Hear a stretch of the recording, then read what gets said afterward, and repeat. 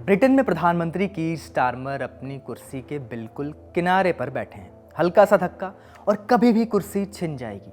छीनने वाले लोग उनकी अपनी ही लेबर पार्टी के सांसद होंगे जो लगातार उनसे इस्तीफा देने की मांग कर रहे हैं। 12 मई को कैबिनेट मीटिंग के दौरान स्टारमर ने फिलहाल तो रिजाइन करने से मना कर दिया है। इसके बाद स्टारमर सरकार के एक जूनियर मंत्री ने इस्तीफा दे दिया।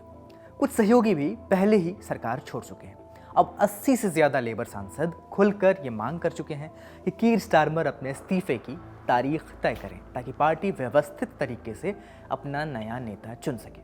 ऐसे में पहला बड़ा सवाल तो यही है कि 2 साल पहले ही इतनी बड़ी बहुमत के साथ जीतकर 10 डाउनिंग स्ट्रीट पहुंचे स्टारमर पर अब कुर्सी छीनने का खतरा क्यों मंडरा रहा है। ताज़ा वजह है लोकल इलेक्शंस।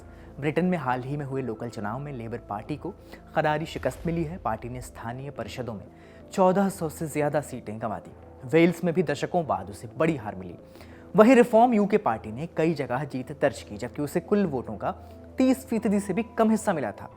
नतीजे आने के बाद स्टारमर ने 11 मई को एक भाषण भी दिया। बिना टाई और जैकेट के सफ़ेद शर्ट पहनकर मंच पर आए स्टारमर ने इमोशनल अंदाज में अपनी गलतियों पर अफसोस जताया। हार की जिम्मेदारी लेते हुए उन्होंने लेबर पार्टी के मूल्यों को दोहराया। स्टारमर और उनके समर्थकों ने दलील दी कि अगर लीडरशिप बदला गया तो देश में राजनीतिक अराजकता फैल सकती है। उन्होंने याद दिलाया कि 2024 में लेबर पार्टी की जीत से पहले कंजर्वेटिव पार्टी में लगातार प्रधानमंत्री बदलते रहे थे, लेकिन उनकी इस स्पीच का पार्टी सांसदों पर कोई असर नहीं दिखा। कई सांसदों का मानना है कि जनता के बीच स्टारमर की गिरती लोकप्रियता की वजह से लेबर पार्टी को ऐतिहासिक हार झेलनी पड़ी। पार्टी नगर परिषदों की सीटें हार गई। स्कॉटलैंड और वेल्स की संसदों में भी खराब प्रदर्शन हुआ। भाषण में स्टारमर ने अपने नए एजेंडे के बारे में भी बहुत कुछ साफ नहीं किया। ज़्यादातर बातें उनकी पुरानी नीतियों जैसे ही लगीं। उन्होंने यूरोप के साथ ब्रिटेन के रिश्ते बेहतर करने की बात दोहराई, लेकिन कैसे करेंगे ये साफ नहीं बताया। उन्होंने युवाओं के लिए नौकरी आसान बनाने की बात भी कही, लेकिन स्टारमर की घटती पॉपुलैरिटी ये जो है इसकी वजह सिर्फ लोकल इलेक्शंस नहीं है। पिछले कई महीनों से स्टारमर की स्थिति कमज़ोर होती जा रही है।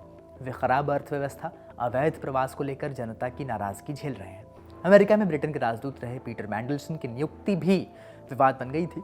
पिछले सितंबर ब्रिटिश मीडिया ने मैंडलसन और जेफरी एप्स्टीन की बातचीत के कई ईमेल्स शेयर किए थे, जिसके बाद उन्हें पद से हटाना पड़ा था। इसके बाद मैंडलसन पर आरोप लगे कि उन्होंने 2006-2007 के वैश्विक आर्थिक संकट के दौरान एप्स्टीन के साथ वित्तीय बाजारों से जुड़ी सेंसिटिव जानकारी साझा की थी।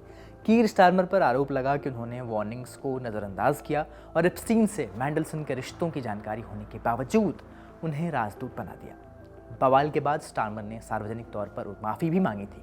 उन्होंने कहा कि उन्हें ये नहीं पता था कि मैंडलसन और एप्स्टीन इतने करीब थे।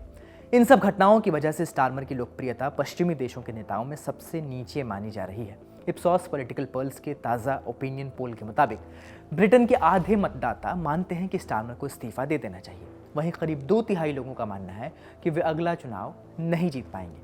ब्रिटेन में अगला आम चुनाव जुलाई 2029 में होगा। लेबर पार्टी के नियमों के मुताबिक जो भी नेता स्टारमर को चुनौती देना चाहता है उसे पार्टी के कम से कम 20% सांसदों का समर्थन चाहिए होगा। फिलहाल ये आंकड़ा 80 सांसदों का बनता है। इतने सांसद स्टारमर का विरोध तो कर रहे हैं, लेकिन अब तक किसी एक नेता ने उठकर सीधे तौर पर उन्हें चुनौती नहीं दी है। जो नेता चुनौती दे सकते हैं उस लिस्ट में 3-4 नाम सामने आ रहे हैं। सबसे पहला नाम तो मैनचेस्टर के लेबर मेयर एंडी बर्नहैम का है।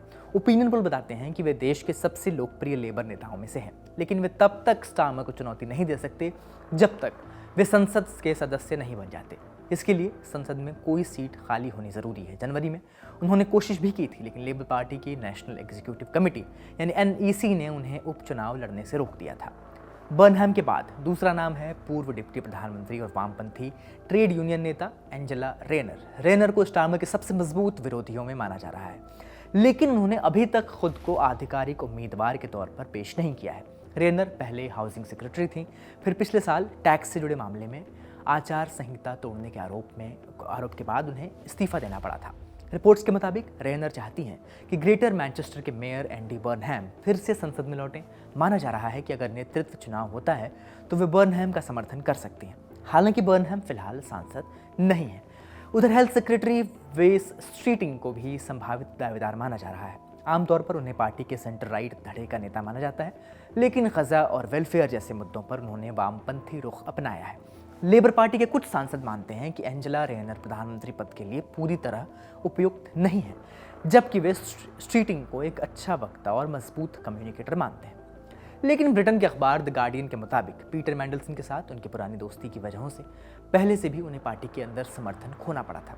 स्ट्रीटिंग के समर्थक चाहते हैं कि स्टारमर तुरंत पद छोड़ दें ताकि एंडी बर्नहैम को मुकाबले में उतरने का समय न मिल सके। राजनीतिक जानकारों का कहना है कि एंजेला रेयनर या वे स्ट्रीटिंग ही लीडरशिप का चुनाव शुरू करवा सकते हैं।